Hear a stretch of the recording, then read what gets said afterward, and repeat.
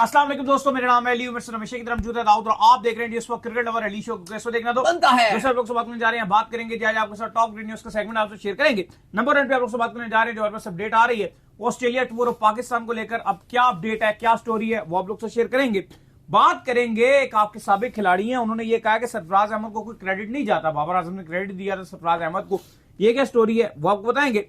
अली राजा जो है उन्होंने क्या कहा है मोहम्मद आमिर के हवाले से, और मोहम्मद उसके बाद जो खबर आ रही है हमारे पास समीर मिनाज के हवाले से आ रही है, बाबर आजम के हवाले से क्या स्टोरी है वो आपको बताएंगे। बात करेंगे बीसीसीआई के हवाले से कि उन्होंने ये जो हार हुई है इसके ऊपर अब अपनी टीम का रिव्यू करना स्टार्ट कर दिया है कि किस तरीके से जी हार गए हैं, क्या कमियां पेशियां थी, क्या कहानियां थी, इसके ऊपर बात करेंगे। बात करेंगे बिग बैश लीग के अंदर आज मैच था, एक तरफ हारिस रऊफ खेल रहे थे, एक तरफ हसन अली खेल रहे थे, दोनों ने कैसा परफॉर्म किया, हारिस रऊफ आज कुछ बेहतर परफॉर्म कर सके, इस पर बात करेंगे। राशिद खान कहते हैं जी कि मैं जो है वो जो बुलेट प्रूफ गाड़ी है उसके अलावा अफगानिस्तान में फिर नहीं सकता, मतलब इतना सिक्योरिटी कंसर्न है, क्या कहानी है वो आपको बताएंगे। इंग्लैंड ईसीबी के हवाले से बात करेंगे, उन्होंने इन्वेस्टिगेशन स्टार्ट कर दिया। ये जो भी टेस्ट मैच ये हारे हैं, इससे पहले जो इंग्लैंड के खिलाड़ी हैं बहुत ज्यादा उन्होंने शराब नोशी की, कहां पर की, कहां वो छुट्टियां मना रहे थे, इस पर गुफ्तगू करेंगे। और ऑस्ट्रेलिया की जो एशेज है उसके हवाले से क्या अपडेट है, कौन कौन से खिलाड़ी बाहर हो गए हैं, इस पर ही बात करेंगे। तो अगर आप हमारे चैनल पर पहली बार आए चैनल को अभी सब्सक्राइब करें, साथ ही पहले बात का आगाज करते हैं नंबर 1 खबर के साथ जो हमारे पास आ रही है। तो भाईजान ऑस्ट्रेलिया ने जो टूर करना है पाकिस्तान का, उसकी अब तक क्या अपडेट है? देखिए आज लेटेस्ट अपडेट ये आई है कि जो टॉड ग्रीनबर्ग हैं वो आए थे, लोकल मीडिया से बात कर रहे थे। उन्होंने कहा कि हमने अपनी एक जो टीम है वो पाकिस्तान भेजी हुई थी। वो कहते हैं कि उन्होंने अपनी रिपोर्ट सबमिट करवा दिया। जो हमारे पास अपडेट है कि ऑस्ट्रेलिया की जो सिक्योरिटी डेलीगेशन था उसको पाकिस्तान की सिक्योरिटी से बिल्कुल वो सेटिस्फाइड है। अब ऑस्ट्रेलिया ने कहा है कि जो सेकंड प्रोसीजर है वो हमारा ये है कि वो रिपोर्ट हम अपने खिलाड़ियों के सामने पेश करेंगे। ऑस्ट्रेलिया के जो टॉड ग्रीनबर्ग है, जो चीफ एग्जीक्यूटिव साहब हैं, उन्होंने कहा कि अभी एशिस चल रही है तो हम चाह रहे हैं कि एशिस के बाद खिलाड़ियों को वो रिपोर्ट दिखाएंगे और उनको पूरे एतमाद में लेंगे कि आप 2022 में भी गए थे, बहुत अच्छा इंतजाम था, पाकिस्तान एक क्रिकेट लविंग नेशन है, भरपूर वेलकम किया था। और वो कह रहे हैं कि मुझे उम्मीद है कि तमाम के तमाम जो खिलाड़ी हैं उनको कोई एतराज नहीं होगा। ये भी उन्होंने कंफर्म किया कि ऑस्ट्रेलिया अपना जो वर्ल्ड कप का स्क्वाड है वो भेजेगा पाकिस्तान, क्योंकि एक बेहतरीन मौका है हमारे पास एशियन कंडीशन में हमकनार होने का, प्लस क्योंकि एशेज खेल रहे हैं तो व्हाइट बॉल से दूरी है, रेड बॉल पे सारा फोकस है। इससे पहले भी जो ऑस्ट्रेलिया के खिलाड़ी थे, आपको याद होगा कि T20 सीरीज चल रही थी ऑस्ट्रेलिया और इंडिया की, तो ज्यादातर जो ऑस्ट्रेलियावी खिलाड़ी थे उन सब ने छोड़ दी थी। इवन 1-2 मैच के बाद तो तमाम ही उनका स्क्वाड जो था वो ऑस्ट्रेलिया की जो शील्ड ट्रॉफी चल रही थी उस पर खेलने के लिए चले गए थे ताकि मैचेस की तैयारी कर सकें। T20 को अहमियत नहीं दे रहे थे, लेकिन अब चूंकि वर्ल्ड कप होगा तो वो चाहेंगे कि हम T20 खेलें, तो पाकिस्तान के अगेंस्ट जो 3 T20 है वो अहमियत क्या हामिल है। लेकिन ना एक बात ग्रीनबर्ग ने कही, उन्होंने कहा जो फरवरी वाली सीरीज है उन्होंने ऐसे करके इसको बोला, और हम भी शुरू में बात यही कर रहे थे कि जो सीरीज है FTP के मुताबिक वो 30 जनवरी से 5 फरवरी तक इसकी डेटें हैं अली साहब, जो आपका FTP में भी ये लिखा हुआ था और टॉड ग्रीनबर्ग ने भी फरवरी का जिक्र किया। मेरा आपसे सीधा सा सवाल है कि अगर आप ये 5 फरवरी को सीरीज खत्म करते हो, ये बहुत लेट हो जाएगा क्योंकि वर्ल्ड कप आपका सर पे खड़ा हुआ, फिर आप ट्रैवल करने श्रीलंका जाओगे। बेहतर यह होना चाहिए कि आप 20-22 जनवरी से ये सीरीज शुरू करो, 30 जनवरी तक इस सीरीज को आप खत्म करो, 30 जनवरी तक, और फिर आप पहली दूसरी फरवरी को आप आराम से श्रीलंका चले जाओ, 4-5 दिन रहो, जो आपके वहां फोटोशूट होने हैं वर्ल्ड कप के, और वर्ल्ड कप के डिफरेंट आपको पता है जब आईसीसी होता है तो डिफरेंट एक्टिविटीज होती हैं, उन पे आपको पार्टिसिपेट करना पड़ता है, कैप्टन स्टॉक होंगी, सेरेमनीज व्हाटएवर जो भी होगा, तो एक इजीली आपके लिए आसानी से चीजें होंगी। अब आप 5 तारीख को ये खत्म करोगे, 6 तारीख को आप श्रीलंका जाओगे, 7 तारीख आपका आराम होगा, आपका मैच पहला मैच है आपका, ये तो आप बहुत ट्रैवलिंग हेक्टिक रूटीन बना रहे हो। बिल्कुल आप सही कह रहे हैं कि इतनी ज्यादा अगर आपकी जो है ट्रैवलिंग हेक्टिक रूटीन जो है बनेगी तो फिर वो चीज जो है वो हमें नजर आएगी कि आपके मैचेस के ऊपर हमें नजर आएगी कि आप कितनी थकावट का शिकार हैं, और फिर चीजें आपके लिए बेहतर नहीं होगी। मुझे लगता है कि सबसे बड़ा गोल आपका वर्ल्ड कप का ही होना चाहिए। हाँ, इस सीरीज को आप थोड़ा सा पहले रखिए, आप वेले हो, अभी भी आप पूरा महीना वेले चल रहे हो। जनवरी में आपने सिर्फ 3 T20 खेलने हैं, 7, 9, 11 दम्बूला में श्रीलंका से खेलोगे, आप फिर वेले, फिर कुछ भी नहीं आगे पीछे। तो बेहतर है कि ये जो सीरीज है ऑस्ट्रेलिया वाली, आप थोड़ा सा पहले रखो। चलो ऑस्ट्रेलिया भी बिजी होगा, मैं मानता हूं कि एशेज चल रही है, वो थोड़ा सा आराम करना चाहेंगे, थोड़ा सा थकान होगी, लेकिन बावजूद इसके आप ज्यादा दिन मत कीजिए, लेकिन एक हफ्ता आप थोड़ा सा इसको पीछे कीजिए ताकि ऑस्ट्रेलिया सीरीज के बाद खिलाड़ियों के पास एटलीस्ट 4-5 दिन हो अपना पहला मैच वर्ल्ड कप से खेलने के लिए, कि वो आराम से श्रीलंका जाएं, 1-2 दिन ट्रेनिंग सेशंस भी अपने करें और फिर वो वर्ल्ड कप के लिए तैयार रहें। खैर इसके बाद जो अपडेट आ रही है जी हमारे पास वो आ रही है सरफराज अहमद के हवाले से। तो आपको पता है कि सरफराज अहमद को जो है बड़ा हाईली प्रेज किया जा रहा है। तो बाबर आजम जो है उन्होंने भी जो है बड़ा हाईली प्रेज किया और सरफराज अहमद को बड़ा क्रेडिट दिया, जिसके ऊपर आपके एक साबिक खिलाड़ी हैं वो ट्विटर पर आए और उन्होंने कहा कि जो सरफराज हैं उनको किसी किस्म का क्रेडिट जो है वो नहीं जाना चाहिए, बाकी जो कोचेज हैं उनको क्रेडिट जाना चाहिए। ये क्या कहानी है जी? देखिए हर जगह प्रेस मिल रहा है, हर कोई बाबर सरफराज अहमद को प्रेस कर रहा है। तो बाबर आजम है, उन्होंने वो भी हमेशा सरफराज अहमद की तारीफ करते हैं और बताते हैं कि मेरे कैरियर में स्पेशली पाकिस्तान टीम के पॉइंट ऑफ व्यू से, कि जब मैं एक ऐसी पोजीशन पर था, फॉर्म भी नहीं थी, तो सैफी भाई ने मुझे हमेशा सपोर्ट किया। और जाहिर ऐसा कैप्टन जब उन्हीं की कप्तानी में खेले हैं, टेस्ट में भी, T20 में भी, ODI में भी, बाबर नंबर 1 बैट्समैन भी बने T20 में, रन्स के अंबार भी लगाया, उनको ओपनिंग में भी किया, तो हर चीज का रिगार्ड रखते हैं बाबर आजम। और अभी भी वो जानते हैं, उनकी कप्तानी में बाबर आजम खेले थे, चैंपियंस ट्रॉफी की विनिंग टीम का पार्ट थे। 2019 के वर्ल्ड कप में हम बहुत अच्छी कैंपेन चल रहे थे, बाबर आजम का वो साल बहुत बेहतरीन था बल्ले के साथ। ऐसा प्लेयर वर्ल्ड कप में उन्होंने सबसे ज्यादा रन बनाने वाले खिलाड़ी बन गए थे पाकिस्तानी, सरफराज के अंडर ही। सरफराज बहुत सपोर्ट भी करते थे और वो जानते हैं। और अभी जब सब प्रेस कर रहे हैं तो बाबर आजम ने भी पाकिस्तान की अंडर 19 की टीम को मुबारकबाद दी, सबको उन्होंने कहा कि आप बहुत बेहतरीन खेले हो और आप आगे भी जाके अच्छा करोगे। उन्होंने सरफराज अहमद को क्रेडिट दिया कि सरफराज भाई की मेहनत और जो हार्ड वर्किंग है उसको भी मैं क्रेडिट दूंगा और उनको ये सहरा जाता है पाकिस्तान की जीत का। इस पर आपके जो एक्स क्रिकेटर है तनवीर साहब, वो आ गया और उन्होंने बाबर आजम को कहा कि भाई ये तरीकेकार ठीक नहीं है कि आपने सरफराज को क्रेडिट दे दिया, वैसे पूरी दुनिया क्रेडिट दे रही है, पर बाबर ने अगर बोला तो वो उस पर वो ट्वीट पे आ गए। अब जाहिर है वहां पर रिस्पॉन्ड उनको अच्छा मिलेगा, ये भी है कि बातचीत होगी। उन्होंने कहा भाई आप कैसे क्रेडिट दे रहे हो, आप शाहिद अनवर को भी क्रेडिट दो, आप रऊफ इफ्तिखार अंजुम को भी क्रेडिट दो, आप फलाने को भी दो। बात यह है कि सबका क्रेडिट है, हम तो ये नहीं कह रहे कि उसको नहीं है, शाहिद अनवर को नहीं है या आपके रऊफ इफ्तिखार को नहीं है, लेकिन आप पहले बात समझिए। आपको अगर नहीं पता तो हम आपको बता देते हैं कि पाकिस्तान क्रिकेट बोर्ड ने इस टाइम जो मेंटोर का रोल छिपा है वो सरफराज अहमद को दिया है और इसके साथ साथ बाबर जो सरफराज अहमद है उनको फुल अथॉरिटी दे दिया है। यानी कि जो शाहीन और आपका जो अंडर 19 है उसकी सिलेक्शन भी सरफराज के सपोर्ट है, कोचिंग भी उनके ऊपर है। अगर वो चाहें वो किसी भी कोच को हटा सकते हैं, उसकी का किसी को भी लगा सकते हैं। ये तमाम जो पावर्स हैं वो पाकिस्तान क्रिकेट बोर्ड ने सरफराज को दे दिया कि आप टीम बनाओ, जिस तरह चलाना है आपने चलाना है, आप चलाओ। ऑब्वियसली हर बंदे को क्रेडिट जाता है, जो खिलाड़ी हैं उनको सबसे पहले जाता है, ऐसा नहीं है। लेकिन बात यह है कि सरफराज अहमद ने जिस तरह से, अगर आपको नहीं पता तो आप वीडियोस देख सकते हो, जो पाकिस्तान क्रिकेट बोर्ड लगातार उनकी तैयारियां दिखा रहा था, सोशल मीडिया में चीजें चलती रही हैं कि किस तरह से वो एक एक बच्चे के साथ सरफराज अहमद नजर आए, चलाते रहे, अपने कोचेस जो थे उनके साथ प्लान शेयर करते रहे। प्लस जो बड़ा मैच होता है, जो फाइनल आप खेल रहे हो इंडिया के साथ, वो ना ही शाहिद अनवर ने कभी खेला है इंडिया पाकिस्तान का फाइनल मैच, ना रऊफ इफ्तिखार अंजुम ने ग्रैंड फिनाले के लिए कभी तक गए हैं। इफ्तिखार अंजुम एक अच्छे बॉलर थे, इस बात में कोई शक नहीं है। वो अगर हमने उनको देखा है बहुत बार बॉलिंग करते हुए, अच्छे बॉलर थे वो। लेकिन सरफराज अहमद ने 17 की चैंपियंस ट्रॉफी का फाइनल जितवाया हुआ था और उनको पता है कि इस तरह की सिचुएशन में किस तरह से आपको डील करना चाहिए। तो ऐसी बात नहीं है। बाकी तनवीर अहमद की बात है कि वो थोड़ा सा इस तरह की बात करते हैं, जब उनको लगता है कि यहां से थोड़ी सी हाइप बनेगी तो फिर वो करते हैं। हमने भी एक बार उनके साथ शेयर किया हुआ है टीवी स्क्रीन डॉन में, हमने भी उनके साथ शेयर किया हुआ है। लेकिन बात यह है कि आई थिंक ये चीज ठीक नहीं है, सरफराज को क्रेडिट जाता है। अगर आप ये सोच रखते हो, सरफराज ने माइंडसेट को तो बदला, आपकी ये पर्सनल सोच जरूर हो सकती है। आपका जो पिछला मैच था उसमें बिल्कुल आपकी टीम जो ठुस हो गई थी। उसके बाद सरफराज अहमद का जो मेन रोल है, जिस चीज को क्रेडिट है, वो ये माइंडसेट को चेंज करना, उन्होंने माइंडसेट चेंज किया। तो आप बाबर आजम को अगर आप इस पे बात करो, आपको भी पता है कि आप बाबर आजम की बात करोगे तो हर जगह आपको हाइप मिलेगी, और अभी हम भी बात कर रहे हैं आपकी, इसलिए तो वो आप कामयाब रहे हैं। खैर इसके बाद जो अपडेट आ रही है वो ये आ रही है कि अली रजा, उनका क्या कहना है जी मोहम्मद आमिर के हवाले से? देखिए पाकिस्तान के 2 स्टार थे, एक अली रजा था और एक आपके रफात मिनहाज थे। अली रजा से जब बात हुई तो अली रजा ने मोहम्मद आमिर की बात की। उन्होंने कहा, क्योंकि बहुत ज्यादा ये तशबीह दी जा रही थी कि मोहम्मद आमिर ने जैसे 2017 में उन्होंने डाला, इन्होंने यहाँ पे 4 विकेट्स ले लिए, वहां पे मोहम्मद आमिर ने रोहित शर्मा, विराट कोहली, शेखर धवन, जो 3 इंडिया के खतरनाक डेंजरस थे एक लंबे चेस के लिए, उनको आमिर ने पकड़ा और यहाँ पे अली रजा ने आउटस्टैंडिंग बॉलिंग की। तो इस पर जो है वो अली रजा ने कहा कि जब मैं फाइनले में मैदान में था और मैं बॉलिंग कर रहा था तो लगातार मेरे माइंड में मोहम्मद आमिर का वो स्पेल चैंपियंस ट्रॉफी का चल रहा था और मैं चाहता था कि मैं वही रिपीट करूं जो मोहम्मद आमिर ने इंडिया के अगेंस्ट फाइनल में किया था, मैं वही करूं, और लगातार मेरे माइंड में था।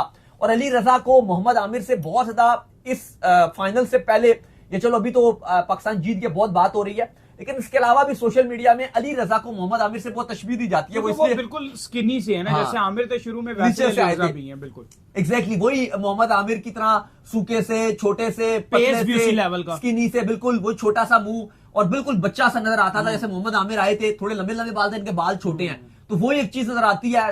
जिस तरह मोहम्मद आमिर ने आग लगा दी थी, तो भी पाकिस्तानी फैंस और सोशल मीडिया में भी ये चल रहा होता है कि जब अली रजा पाकिस्तान की मेन टीम में आएंगे तो इंशाल्लाह वो भी वैसे ही कमाल करेंगे जैसे मोहम्मद आमिर ने किया। और जाहिर है अगर वो उनकी लाइफ में शायद वो इंसिडेंट्स पेश ना आता तो शायद मोहम्मद आमिर बहुत बड़ा बॉलर होता। अगर वो पिछले जो इतना टाइम रह गया, अगर उसमें वो 6-7 साल खेल रहे होते तो बहुत चीजें मुख्तलिफ रहती।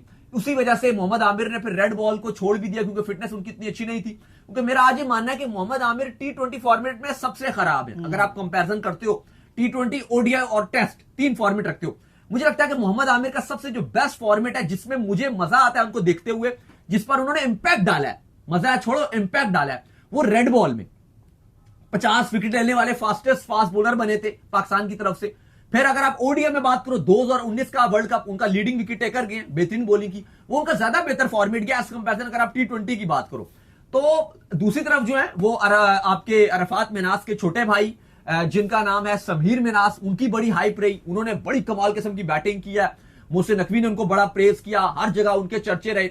उनसे जब पूछा गया कि आपका पाकिस्तान की टीम में फेवरेट बैट्समैन कौन है, तो उन्होंने कहा कि बाबर आजम को मैं फॉलो करता हूं और बाबर आजम मुझे सबसे ज्यादा पसंद है इस पाकिस्तान की टीम में ऐसा बैटर। तो उन्होंने बाबर आजम की तारीफ की। खैर इसके बाद जो अपडेट आ रही है जी हमारे पास, वो आ रही है बीसीसीआई के हवाले से। तो बीसीसीआई जो है उन्होंने स्ट्रिक्ट एक्शन लिया जी अंडर 19 टीम के अगेंस्ट, और उन्होंने इस हार के बाद जो अंडर 19 की टीम है उसका रिव्यू करना जो है शुरू कर दिया है। इससे पहले जो अंडर 19 की टीम है बिल्कुल ठीक चल रही थी, और जो कुछ उन्होंने किया था वो बिल्कुल ठीक किया था। आपको याद है कि अच्छा खेल रही थी, कोई बुरा तो नहीं खेल रही थी।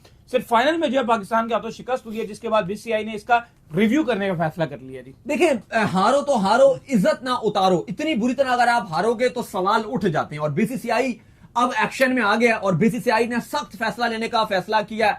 उन्होंने फैसला किया कि कमेटी बनाई जाएगी, जो इस अंडर 19 की टीम की जो हार है उसका रिव्यू किया जाएगा। इवन आप देखो, बुरा तो नहीं खेले, फाइनल में गए हैं, इंडियन टीम फाइनल में गई है, बुरा नहीं खेली, लेकिन जब आप फाइनल इतनी बुरी तरीके से हार जाते हो कि दूसरी टीम तकरीबन 350 बना रही है, और आप उनका एक जो खिलाड़ी है समीर मिनास जिसका नाम है, आपकी पूरी टीम मिल मिला के उसके जितना रन नहीं बना सके, तो फिर आपके ऊपर सवाल उठते हैं।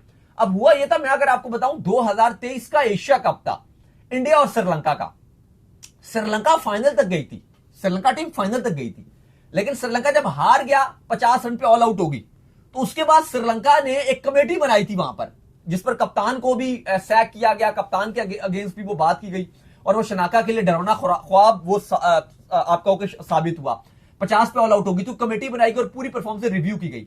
तो कहने को तो आप कहोगे भाई वो फाइनल में चले गए थे, बाकी टीमों को तो देखो तो फाइनल में भी नहीं जा सकी, लेकिन जब आप इतनी बुरी हार मिलती है तो फिर सवाल उठते हैं। और यही वजह है कि इवन तो इंडिया फाइनल में गई थी, लेकिन बीसीसीआई इस जो शर्मनाक हार थी उसके चलते उन्होंने स्ट्रिक्ट एक्शन लेने का फैसला किया। प्रॉपर रिव्यू किया जाएगा और एक्शन लिया जाएगा, सिलेक्शन कमेटी को बुलाया जाएगा, उनसे सवाल किया जाएगा।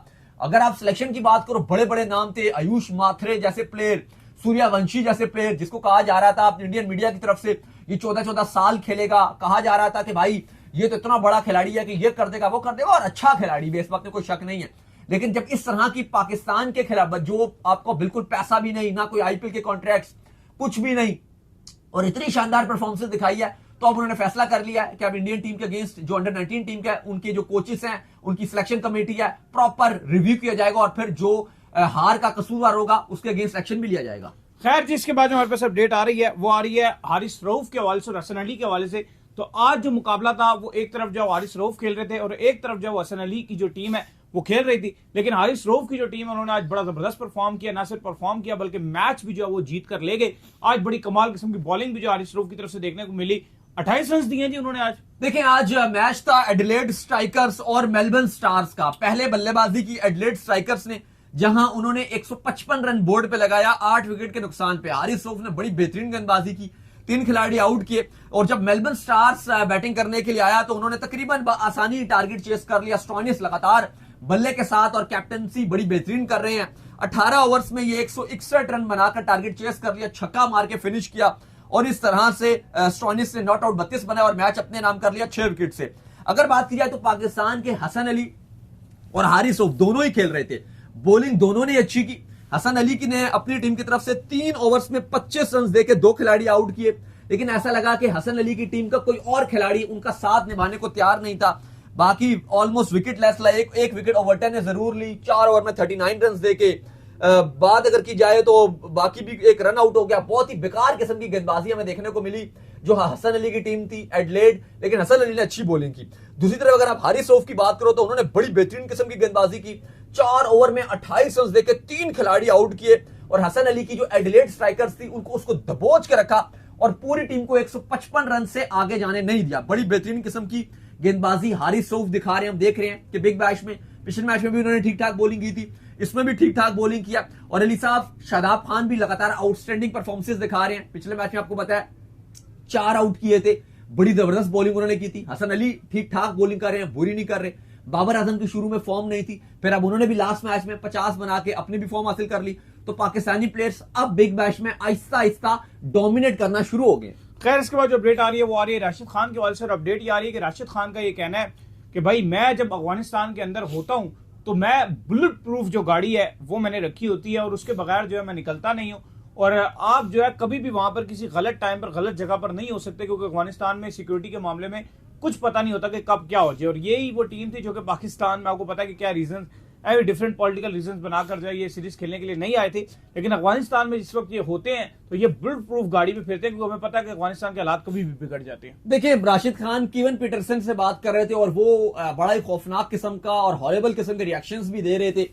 और राशिद खान ने कहा कि अफगानिस्तान बिल्कुल भी सेफ नहीं है, अफगानिस्तान में आप नॉर्मल, मैं गलियों में ऐसे फिर नहीं सकता क्योंकि बड़ी सिक्योरिटी थ्रेट रहती है। उन्होंने कहा कि मैंने तो अपने लिए बुलेट प्रूफ गाड़ी रखी हुई है क्योंकि बिल्कुल भी सेफ नहीं है अगर आप नॉर्मल गाड़ी में ट्रैवल करो।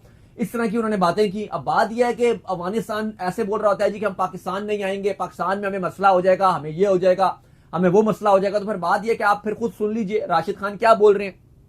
पर्सनली मैं समझता हूं कि राशिद खान को एक ऐसा स्टेटमेंट नहीं देना चाहिए अगर वो, क्योंकि वो तो अफगानिस्तान के खिलाड़ी हैं ना, वो तो अफगानिस्तान के आप कह सकते हो कि एक ऐसे खिलाड़ी हैं जो दुनिया भर में जाते हैं, एक उनका एक अच्छा उनको मैसेज देना चाहिए। लेकिन इंग्लैंड में खड़े होकर इंग्लिश मीडिया में ये चीजें चल रही हैं, जो इंग्लैंड के बड़े बड़े अखबार हैं, भारत के बड़े बड़े अखबार हैं, वो ये छाप रहे हैं जहां पर अफगानिस्तान की और रसवाई हो रही है। ठीक है, शायद ये सच भी है, लेकिन फिर भी मैं समझता हूं कि राशिद खान को बीइंग एम्बेसडर, अफगानी एम्बेसडर, उनको ये थोड़ा सा चीजें उस तरह से ओपन करके इतना नहीं बतानी चाहिए थी। लेकिन एक मैसेज तो क्लियर है अफगानियों के लिए कि वो जो बात करते हैं कि जी हम पाकिस्तान नहीं आएंगे, ये हो जाएगा, फलाना हो जाएगा, ऐसे हो जाएगा। हमें पता है कि अफगानिस्तान के किस तरह से इवन जो पब्लिक है वो यहां पे रहती रही है। इसके अलावा अफगानिस्तान के जो खिलाड़ी हैं उन्होंने कितनी पाकिस्तान में क्रिकेट खेली है, पाकिस्तान में परवान चढ़े हैं, लेकिन बाद में उन्होंने भारत का साथ दिया, हमेशा पाकिस्तान के अगेंस्ट कैंपेन चलाई, हमेशा पाकिस्तान के खिलाफ बात की। और अब आप देख लो कि अभी जो आईपीएल का ऑक्शन हुआ, एक भी अफगानी खिलाड़ी नहीं बिका। बिग बैश में आप देख लो, एक भी अफगानी खिलाड़ी नहीं बिका। तो फिर ये चीजें भी रियलिटी है एक तरफ। खैर इसके बाद जो अपडेट आ रही है वो ये आ रही है कि इंग्लैंड जो ईसीबी है उन्होंने ये फैसला कर लिया कि अब वो जो है वो इंक्वायरी करेंगे इंग्लैंड के खिलाड़ियों पर, क्योंकि जो टेस्ट मैच खेला गया, आखिरी टेस्ट मैच, इससे पहले वो छुट्टियां गुजार रहे थे और क्वींसलैंड जो बीच है वहां पर वो मौजूद थे। वहां पर उन्होंने कोई एक्स्ट्रा जो है शराब नोशी की है, जिसके चलते इंग्लैंड क्रिकेट बोर्ड अब एक्शन ले रहा है। मतलब बात वही है कि जीत जाते तो शायद कुछ ना होता, लेकिन चूंकि अब इंग्लैंड जो है वो लगातार जो है वो 3-0 हो चुका है, तो कोई ना कोई बात तो उन्होंने निकालनी है। और बड़ा इस चीज को लेकर इंग्लैंड में मसला बना हुआ है कि इंग्लैंड की, आपको पता है कि आधी जो आबादी है वो सपोर्ट कर रही होती है एशिज को, जो वो कहते हैं यार एशिज है बहुत मजेदार गेम होने लगी, और काफी ज्यादा सैकड़ों लोगों ने जो है वो टिकट्स बुक करवाए हुए थे। ऑस्ट्रेलिया के बर्मी आर्मी वगैरह तो आई थी, लेकिन मेन जो है वो लोगों का ये होता है कि बॉक्सिंग डे भी है ना, बिल्कुल बॉक्सिंग डे टेस्ट मैच देखने जरूर हमने जाना है और छुट्टियां भी हमने वहां मनानी है, लेकिन इन्होंने सारों की छुट्टियां खराब कर दी हैं। हाँ, क्योंकि देखो क्रिसमस भी है तो सारे, आपको पता है इंग्लैंड है, ऑस्ट्रेलिया है, वो छुट्टियां हुई भी होती हैं, तो वो कहते हैं बॉक्सिंग डे में जाएंगे। बॉक्सिंग डे एक्चुअली ये निकलता भी क्रिसमस से ही है कि क्रिसमस का जो अगला दिन होता है 26 का जो डे होता है वो एक बॉक्सिंग डे, मतलब गिफ्ट्स ओपन किए जाते हैं, तो वो ये उसी से रेलिवेंट है कि बॉक्सिंग डे इसका नाम रख दिया गया। और हमने देखा है कि जो सेना की टीम्स हैं वो बॉक्सिंग डे में टेस्ट मैच लाजमी रखती हैं और टेस्ट क्रिकेट को परवान भी चढ़ता है। लेकिन जहां पर ईसीबी ने, जो उनके हेड है आपको पता है रॉब की, जो सारा मामला देखते हैं इंग्लैंड के प्लेयर्स के सेंट्रल कॉन्ट्रैक्ट के सारे मामला जो है, डायरेक्टर है रॉब की, वो सारी चीजें मैंने देखते हैं। उन्होंने शदीद गुस्से का इजहार किया है। और आपको बता दें कि जब सेकंड टेस्ट मैच एंड हो गया था तो जो इंग्लैंड के खिलाड़ी थे वो क्वींसलैंड गए थे और वहां पे उन्होंने छुट्टियां मनाई थी, और छुट्टियों के दरमियान जो खिलाड़ी थे उन्होंने बहुत ज्यादा शराब पी, अल्कोहल का इस्तेमाल जरूरत से ज्यादा किया गया और धुंध होकर पड़े रहे। ये रिपोर्ट्स आई, बहुत ज्यादा आई कि बहुत सारे खिलाड़ी जो है उनको 2-2 दिन तक होश नहीं था, वो बिल्कुल नशे में कहीं कोई वहीं जहां पे पड़े हुए थे वहीं पड़े रहे, क्योंकि इंग्लैंड का थोड़ा सा रवाज रही है। एक बार एशेज जीत भी गए थे, इन्होंने ऐसे ही जो इस तरह की हरकतें की थी कि मैं आपको ऑन एयर बता भी नहीं सकता, इस तरह की हरकतें की थी, मतलब बस कानों को मैं हाथ लगा सकता हूं, इसके अलावा आपको बता भी नहीं सकता। मैं आपको 13 साल पुरानी बात बता रहा हूं, इतने गंदी हरकतें हुई थी, उसमें केविन पीटरसन का भी नाम है और भी बहुत बड़े नाम थे, बहुत ही नाजेबा हरकतें हुई थी। खैर, जो अभी की बात है वो ये है कि अभी क्योंकि ये इन्होंने खूब शराबें पी, क्वींसलैंड में छुट्टियां मनाई और उसके बाद जब ये आए और ऑस्ट्रेलिया ने फिर इनको टेस्ट मैच हरा दिया, तो अब इस पर रॉब की कह रहे हैं कि प्रॉपर तहकीक की जाएगी, क्योंकि अभी प्रूफ नहीं है। ये जो आपको बातें बता रहे हैं इस पर ईसीबी का स्टेटमेंट आया कि हम प्रॉपर इसकी इन्वेस्टिगेशन करेंगे और जो जो प्लेयर्स गिल्टी पाए गए उनके अगेंस्ट सख्त एक्शन लिया जाएगा। दूसरी तरफ जो हेड कोच है ब्रेंडन मैकलम, वो भी बार बार कह रहे हैं कि मुझे भी अब इंग्लैंड की तरफ से जो मेरी रेड बॉल की कोचिंग का फ्यूचर है वो अब खतरे में पड़ता हुआ नजर आ रहा है और पॉसिबल तौर पे मैं भी सैक हो जाऊंगा एशेज के बाद। और ये तो होता ही है कि इंग्लैंड में आप जब अगर टेस्ट मैच स्पेशली ऑस्ट्रेलिया के साथ एशेज अगर आप हारते हो तो फिर आपके अगेंस्ट एक्शन होता है। हमने बहुत बड़े नाम देखे हैं इस टाइम करंटली, जो अफगानिस्तान के हेड कोच हैं जोनाथन ट्रॉट, ग्राहम स्वान और पता नहीं कितने कितने नाम अपने पीक पर चल रहे थे। ऑस्ट्रेलिया गए, एशेज हार गए, 5 मैचेस की सीरीज थी, डरावना ख्वाब साबित हुआ इंग्लैंड का, सबके कैरियर बढ़ गए, सबके कैरियर गए। तो अभी भी ऐसा लग रहा है कि पहले तो सबसे पहले ब्रेंडन मैकलम के हाथ से चीजें जाएंगी और फिर आगे स्टोक्स की कप्तानी भी अच्छी नहीं जाएगी। मुझे पर्सनली स्टोक्स बहुत पसंद है, लेकिन मुझे ऐसा लग रहा है अली साहब कि स्टोक्स की कप्तानी भी अब इंतहाई खतरे में है, क्योंकि दूसरी तरफ अगर आप डब्ल्यूटीसी के पॉइंट्स टेबल में देखो, ऑस्ट्रेलिया टॉप पे है। कल न्यूजीलैंड ने वेस्ट इंडीज को एक हैरानकुन तौर पे हराया था, अभी वो आपको बताते हैं कैसे हराया था। उसके बाद वैसे ही सिनेरियो ऐसा है कि Australia number 1, New Zealand number 2। India का भी ऑलमोस्ट 90% चांस सीधा सीधा क्लियर नजर आ रहा है कि वो डब्ल्यूटीसी के फाइनल के लिए नहीं जा सकते। 90% तो है, मतलब कोई बहुत मौजजा हो जाए कि आगे कोई न्यूजीलैंड लगातार हारना शुरू हो जाए, मतलब ऑलमोस्ट 90% चांस है कि इंडिया भी नहीं जा सकता आगे डब्ल्यूटीसी के फाइनल में। लेकिन कल जो न्यूजीलैंड ने हाल के लिए वो भी बता दूं, इजाजत देते हैं तो? नहीं, बताएं आप। कल जो मैच का क्योंकि जो कल आपको पता है हाइप वही चल रही थी पाकिस्तान इंडिया की, तो हम भी उसी पे लगे रहे। लेकिन अली साहब पहले तो ये मैच ऐसा लग रहा था कि बिल्कुल ये मैच ड्रॉ की तरफ जा रहा है। न्यूजीलैंड ने पहले बैटिंग करके 575 बना दिए 8 विकेट के नुकसान पे। दूसरी तरफ वेस्ट इंडीज ने बड़ी भरपूर किस्म की बैटिंग की, 420 रन बनाए, जहां पे हॉज ने नॉट आउट 123 बनाया था। बाकी भी 50s और 40 प्लस बहुत सारे रन देखने को मिले। अब जब दोबारा न्यूजीलैंड बैटिंग करने के लिए आया तो टाइम बहुत कम रह चुका था और लग रहा था कि अब जो चीजें हैं वो हाथ से निकल गई और ये मैच ड्रॉ की तरफ जाएगा, बिल्कुल ही डेड रबर मैच है। वहां पे न्यूजीलैंड ने हैरानकुन तौर पर तेज दिखाना शुरू की बैटिंग। उन्होंने टेस्ट क्रिकेट को एक टाइम पर ओडीआई बनाया और एंड में टेस्ट को चेंज कर दिया T20 में। टॉम लैथम ने 2 छक्के 9 चौकों की मदद से 100 बनाया। डेविन कॉनवे ने 3 छक्के और 8 चौकों की मदद से सेंचुरी स्कोर की, जबकि केन विलियमसन ने 37 गेंदों पे 40 बनाया और रविंद्रा ने 4 छक्कों की मदद से सिर्फ 23 गेंदों पे 46 बनाया और न्यूजीलैंड 306 बना गई 2 विकेट के नुकसान पे। यहां पे टारगेट मिला 462 का। टारगेट तो चेज नहीं हो सकता था क्योंकि टाइम था ही नहीं, लेकिन ये तो नजर आ रहा था कि यार ये टेस्ट मैच ड्रॉ हो जाएगा, मतलब ऑलमोस्ट कंफर्म नजर आ रहा था कि यार ये टेस्ट मैच तो ड्रॉ ही है। और जब वेस्ट इंडीज से बैटिंग आगाज किया तो वाकई नजर आया कि ये ड्रॉ है। ब्रेंडन किंग ने 67 रन की नॉक खेली, बड़ा अच्छा स्टार्ट की मिला। 87 पर वेस्ट इंडीज का 0 आउट था, सुन लीजिए अपने कानों से, 87 पर 0 आउट था और 138 पर ऑल आउट। अनबिलीवेबल यार, 323 रन से हैरानकुन तौर पे आखिरी मूवमेंट पे, आखिरी सेशन पे, आखिरी मूवमेंट पे ये मैच जो था वेस्ट इंडीज एंड में कोशिश करने लगे कि हम बचा लें, डिफेंसिव मोड पे आए, लेकिन कुछ नहीं हो सका। इमलाज जो विकेट कीपर है उन्होंने 90 गेंदें जरूर खेली, लेकिन ये टेस्ट मैच आखिरी दिन ना बचा सका वेस्ट इंडीज और हैरानकुन तौर पे ये टेस्ट मैच तो न्यूजीलैंड ने जीता, प्लस सीरीज भी 2-0 से अपने नाम कर ली। खैर, जिसके बाद जो अपडेट आ रही है हमारे पास वो आ रही है ऑस्ट्रेलिया के हवाले से। तो ऑस्ट्रेलिया के जो नेथन लियोन है, आपको पता है ये स्पिनर है, उनको बड़ा हैमस्ट्रिंग जो उनका खिंच गया था ड्यूरिंग फील्डिंग करते हुए। फिर बाद में हमने देखा कि वो जो स्टिक्स के थ्रू जो चल रहे थे, चल भी नहीं पा रहे थे। तो अब मजीद जो टेस्ट मैचेस हैं जो 2 वो रहते हैं उसमें वो शिरकत नहीं करेंगे। और साथ में स्मिथ की भी अपडेट आ रही है जी, स्मिथ तो वापसी आ रहे हैं।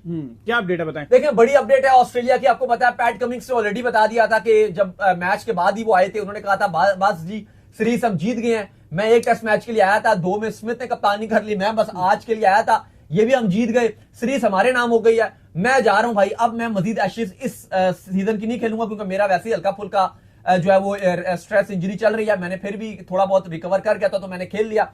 आगे मैं आराम करूंगा। रीजन ये भी है कि पैट कमिंस को ये भी पता है कि आगे मैंने आईपीएल भी खेलना है, फिर आगे वर्ल्ड कप भी है, तो उन्होंने कहा कि बस एशेज याद रखो अपने आप को। एशेज अब मेरी हो चुकी है, तो अब मुझे अपना लोड नहीं मेन लेना, फोकस ना करूं ना अब इस पे। हाँ अब 2 टेस्ट मैचेस हैं, वो मैं आराम कर लूंगा। तो बड़ी खबर यह है कि पैट कमिंस भी बाहर हो गए, हैजलवुड पहले ही बाहर हो गए थे, और नथन लियोन भी अब सर्जरी के लिए जाएंगे, तो उनको भी एक लंबे पीरियड के लिए बाहर हो जाएंगे। चलो आगे तो वैसे भी टेस्ट सीरीज कोई है नहीं ऑस्ट्रेलिया की भी, अब T20 वर्ल्ड कप है, फिर वो आगे आईपीएल खेलने चले जाएंगे, तो वैसे भी छुट्टियां हैं। लेकिन ये 3 बड़े नाम बाहर हो गए हैं बॉक्सिंग डे टेस्ट मैच के लिए। जो 4 टेस्ट मैच है, जो ऑलमोस्ट अब एक डेड रबर बन चुका है, उसमें ऑस्ट्रेलिया ने अपना स्क्वाड अनाउंस कर दिया है। स्टीवन स्मिथ दोबारा से ऐसा कैप्टन आ रहे हैं, Scott Boland, Alex Carey, Brendan Doggett, Cameron Green, Travis Head, Josh Inglis, Khawaja ji, इसके बाद Labuschagne, Todd Murphy, Michael Neser, Jhye Richardson, Mitchell Starc और जैक वेदरलैंड और वेबस्टर। ये ऑस्ट्रेलिया ने अपना स्क्वाड अनाउंस कर दिया है। तो चलें जी, उम्मीद करते हैं आज का हमारा शो आपको आगे पसंद आया। वीडियो को लाइक कीजिए, हमारे चैनल को सब्सक्राइब कीजिए, साथ ही बेल आइकन बजाइए। एक और काम कर लीजिए, और वो ये कर लीजिए, आप जो इंस्टाग्राम के ऊपर जाइए, फॉलो कीजिए। इंस्टाग्राम पे मुझे फॉलो कर लीजिए, वहां पे मैं मौजूद हूं, दाऊद क्रिकेट के नाम से। अगर आपको कोई सवाल हो तो भेजिएगा, और इनको भी फॉलो मुझे फॉलो कीजिए, मैं ऑफिशियल के नाम से लिंक डिस्क्रिप्शन में मौजूद है। आप सुनते हैं नेक्स्ट वीडियो। अल्लाह हाफिज़, बाय बाय।